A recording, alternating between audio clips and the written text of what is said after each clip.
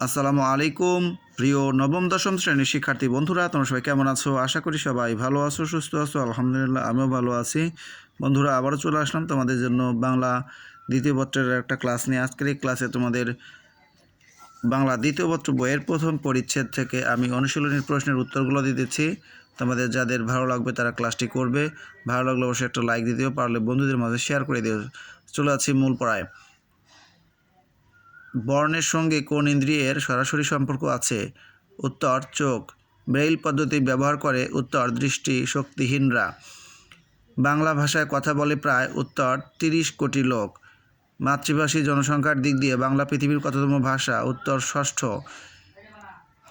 নিচের কোনটি ভাষা পরিবারের নাম নয়? উত্তর হবে ইন্দো ইরানীয়। ধ্রুপদী ভাষা হিসেবে স্বীকৃত সংস্কৃত ও পালি।